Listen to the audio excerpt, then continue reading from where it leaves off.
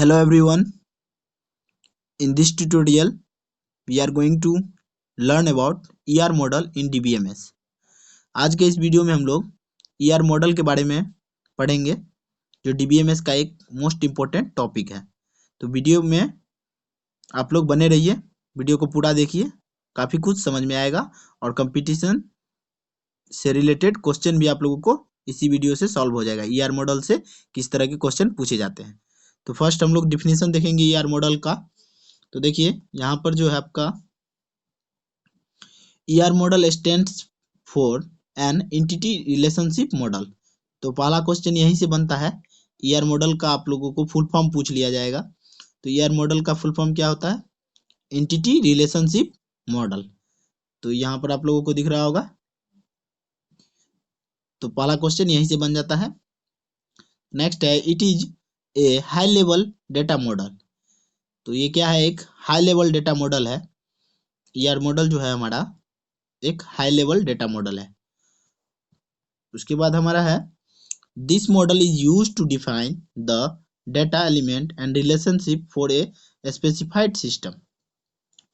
तो ER model का use क्या है वो अभी हम लोग देखेंगे। तो ER मॉडल क्या करता है? डिफाइन करता है डेटा एलिमेंट्स को एंड रिलेशनशिप बताता है किसी भी स्पेसिफाइड सिस्टम का। तो ये पॉइंट भी आप लोगों को क्लियर होगा। तो जिन लोगों को थ्योरी इसका लिखना है तो वो लोग अभी रुके, मैं PDF का लिंक डिस्क्रिप्शन बॉक्स में दे दूंगा, तो आप लोग वहां से डाउनलोड कर लीजिएगा। तो ये सारे पॉइंट आप लोगों को क्लियर होगा। जो हमारा जो ये है ER मॉडल क्या है, फुल फॉर्म क्या होता है? Entity relationship model. और ये क्या है? एक प्रकार का हाई लेवल डेटा मॉडल है। और इस मॉडल का उपयोग कहाँ करते हैं हम लोग? डिफाइन करते हैं डेटा एलिमेंट्स को एंड किसी भी स्पेसिफाइड सिस्टम का रिलेशनशिप बताने के लिए हम लोग ER मॉडल का यूज करते हैं। तो ये सारे पॉइंट क्लियर होंगे आप लोगों को, आई होप। तो बढ़ते हैं आगे। अगला जो पॉइंट है हमारा, it develops A conceptual design for the database. तो इसको डेवलप जो किया गया है कॉन्सेप्चुअल यानी कॉन्सेप्ट बेस्ड एक डिजाइन है डेटाबेस के लिए। तो डेटाबेस का रियल एग्जांपल मैं आप लोगों को बता दूं। सभी लोग IRCTC से टिकट बुक करवाते हैं, वहां पर आपका डेटा स्टोर होता है।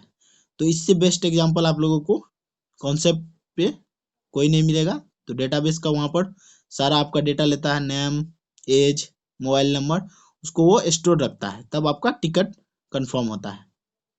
तो आई होप ER मॉडल का एग्जांपल या डेटाबेस का एग्जांपल आप लोग को क्लियर होगा। अभी और भी चीजें हम लोग देखेंगे, ये पॉइंट आप लोगों को क्लियर होगा। It is a conceptual data base. तो बढ़ते नेक्स्ट पॉइंट की ओर। तो अगला पॉइंट जो हमारा है कह रहा है इन ER modeling the database structure is portrayed as a diagram called entity relationship diagram। तो ER मॉडल में हम लोग किसका यूज करते हैं? ER डायग्राम को। ER मॉडल को रिप्रेजेंट करने के लिए हम लोग एंटिटी रिलेशनशिप डायग्राम का हम लोग यूज करते हैं। तो ये पॉइंट भी आप लोगों को क्लियर होगा। तो अभी तक हम लोगों ने क्या देखा? ER मॉडल यानी एंटिटी रिलेशनशिप मॉडल, ये एक प्रकार का हाई लेवल डेटा मॉडल है। और इस मॉडल का यूज करते हैं हम लोग किस लिए? डेटा एलिमेंट्स को रिफाइन करने के लिए और किसी भी स्पेसिफाइड सिस्टम के रिलेशनशिप को बताने के लिए। और ER मॉडल को रिप्रेजेंट करने के लिए हम लोग किसका यूज करते हैं? ER डायग्राम का। अभी सभी चीजें हम लोग डिटेल्स में देखेंगे। और it develops A conceptual design for the database, यानी डेटाबेस के लिए एक कॉन्सेप्चुअल डिजाइन किया गया है ER मॉडल का। तो आई होप इतना आप लोगों को समझ में आ गया होगा। अब बढ़ते हैं आगे। तो यहाँ पर देखिए आप लोगों को एक एग्जांपल है। एक स्टूडेंट है और उसका एक ID है, नेम है, उसका एज है और एड्रेस है। तो इस तरह का जो आपका डायग्राम है ये आपका ER डायग्राम है। तो स्टूडेंट क्या है? एक एंटिटी है और नेम, एड्रेस, एज और ID क्या है आपका? ये सारे आपके एट्रीब्यूट्स है, नेम आपका एट्रीब्यूट्स है, एड्रेस आपका क्या है एट्रीब्यूट्स है, और एज भी एट्रीब्यूट है, आईडी भी एट्रीब्यूट है, और आपका स्टूडेंट क्या है एक एंटिटी है। तो ये क्लियर होगा आप लोगों को। तो इस तरह से हम लोग डायग्राम बनाते हैं, ईआर डायग्राम। नेक्स्ट हम लोग क्या देखने वाले हैं, ईआर मॉडल के अंतर्गत कौन कौन से इंपॉर्टेंट टर्म है, पॉइंट है। तो ईआर मॉडल के अंदर हम लोग देखेंगे एंटिटी, एट्रीब्यूट, हम लोग देखने वाले हैं एंटिटी, एट्रीब्यूट और रिलेशन। तो इस वीडियो में सभी एक वीडियो में कवर नहीं हो पाएगा, इसीलिए हम लोग यहाँ पर एंटिटी और एट्रीब्यूट देख लेंगे, और रिलेशन जो होता है वो हम लोग नेक्स्ट वीडियो में देखेंगे। तो एंटिटी का भी टाइप्स है, एंटिटी के टाइप्स कौन कौन है, वीक एंटिटी है, और एट्रीब्यूट्स के भी टाइप्स हैं, की एट्रीब्यूट्स है, उसके बाद आपका कंपोजिट एट्रीब्यूट्स है, मल्टी वैल्यूड एट्रीब्यूट्स है, डिराइव्ड एट्रीब्यूट्स है, और रिलेशनशिप के भी कई टाइप्स हैं, 1 to 1 रिलेशनशिप है, 1 to मैनी रिलेशनशिप है, मैनी टू 1 है, और मैनी टू मैनी रिलेशनशिप है।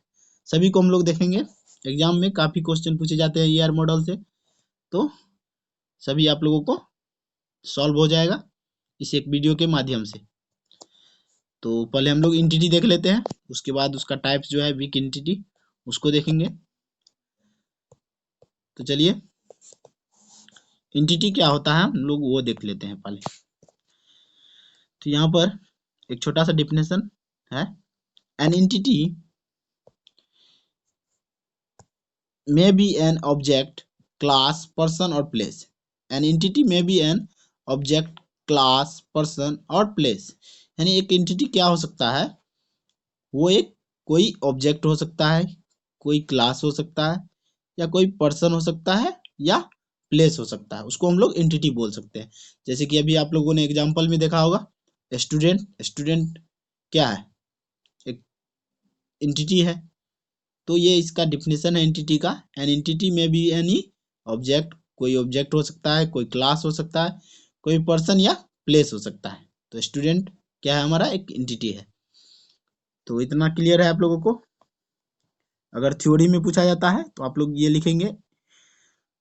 उसके बाद पॉइंट जो है, in the ER diagram an entity, in the ER diagram an entity can be represented as rectangle. तो ये पॉइंट जो है आप लोगों का काफी इंपॉर्टेंट है।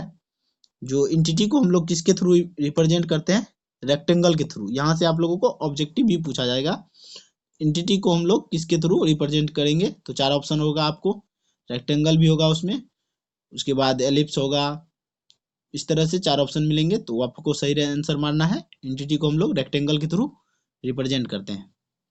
अगला है हमारा point, consider an organisation as an example.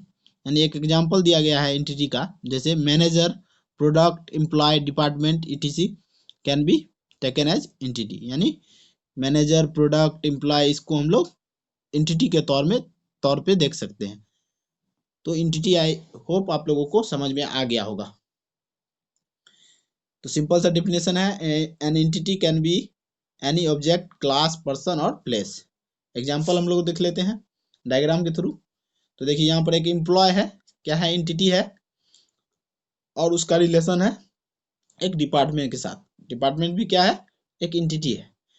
तो कोई भी एम्प्लॉय क्या करता है, किसी डिपार्टमेंट में वर्क करता है, वही रिलेशन है यहाँ पर, एम्प्लॉय वर्क्स फॉर डिपार्टमेंट। तो एंटिटी आप लोगों को अब अच्छे से क्लियर हो गया होगा। ये एम्प्लॉय एक एंटिटी है, डिपार्टमेंट एक एंटिटी है, और एक रिलेशन है जो एम्प्लॉय डिपार्टमेंट के साथ वर्क करता है।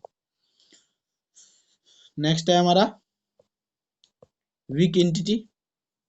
टाइप्स ऑफ एंटिटी में आता है वीक एंटिटी, स्ट्रॉन्ग एंटिटी।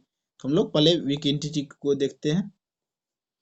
तो वीक एंटिटी का जो सिंपल सा डेफिनेशन यहाँ पर दिया हुआ है, an entity that depends on another entity is called weak entity.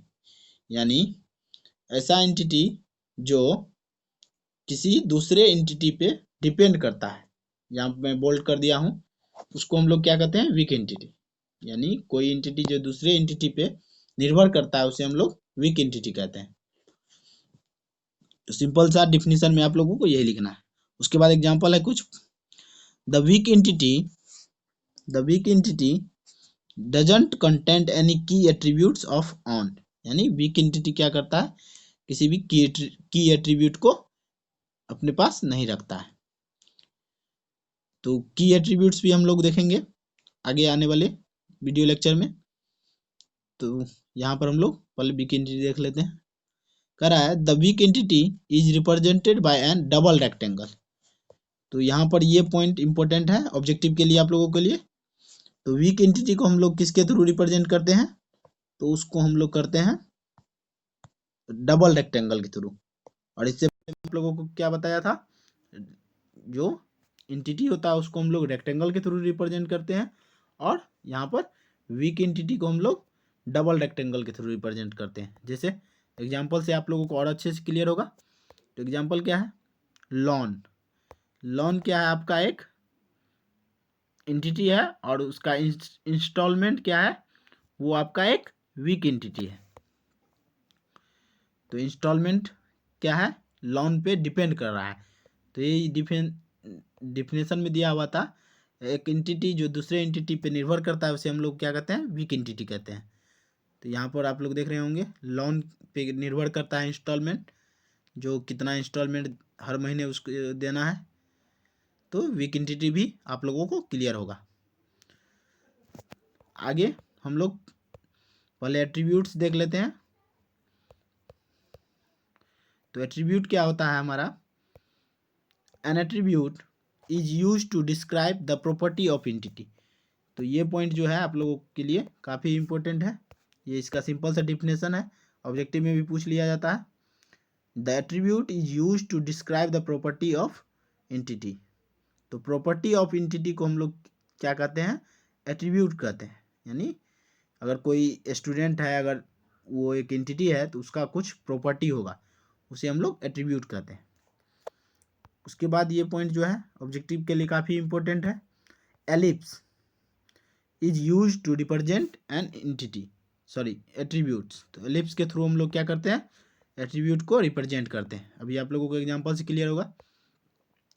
For example ID, age, contract number, name, etc can be attribute of a student.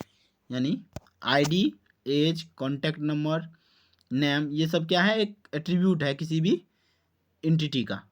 जैसे एग्जांपल के लिए यहाँ पर आप लोग देखिए, एक स्टूडेंट है, फिगर में आप लोगों को दिख रहा होगा। स्टूडेंट क्या है, एंटिटी है, उसके कुछ एट्रीब्यूट है, और एट्रीब्यूट को हम लोग एलिप्स के थ्रू रिप्रेजेंट करते हैं। देखिए या डायग्राम में एड्रेस आपका एक प्रॉपर्टी है, यानी प्रॉपर्टी ऑफ एंटिटी, जिसे हम लोग एट्रीब्यूट कहते हैं।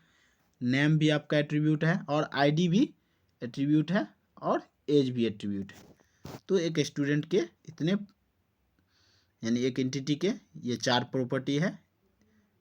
तो आई होप एट्रीब्यूट भी आप लोगों को क्लियर हो गया होगा।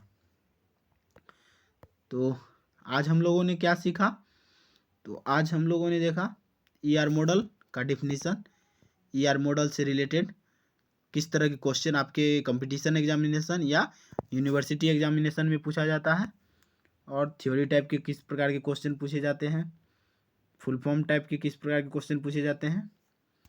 तो आज के वीडियो में हम लोगों ने ये सब देखा। तो एक बार रिकैप में कर देता हूँ आप लोगों के लिए।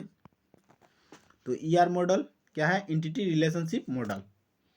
ये एक हाई लेवल डेटा मॉडल है, और इसका यूज कहाँ करते हैं हम लोग, तो किसी भी डेटा एलिमेंट्स को रिफाइन करने के लिए, एंड रिलेशनशिप किसी भी स्पेसिफाइड सिस्टम का बताने के लिए। और इसे डेवलप जो किया गया है conceptual design for the database, किसी भी डेटाबेस के लिए कॉन्सेप्चुअल डिजाइन है आपका ईआर मॉडल। तो ईआर मॉडल को रिप्रेजेंट करने के लिए हम लोग ईआर डायग्राम के थ्रू रिप्रेजेंट करते हैं। और जो एक इम्पोर्टेंट पॉइंट है आप लोगों के लिए वो ये है, जैसे आप लोग सी लैंग्वेज में फ्लो चार्ट बनाते थे, उसी तरह से डीबीएमएस में हम लोग ईआर डायग्राम बनाते हैं।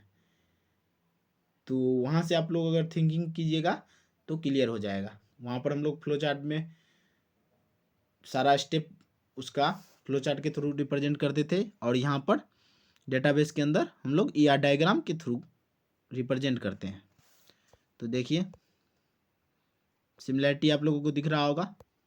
और उसके बाद हम लोगों ने ER मॉडल के अंतर्गत एंटिटी, एट्रीब्यूट्स, रिलेशंस के बारे में पढ़ा।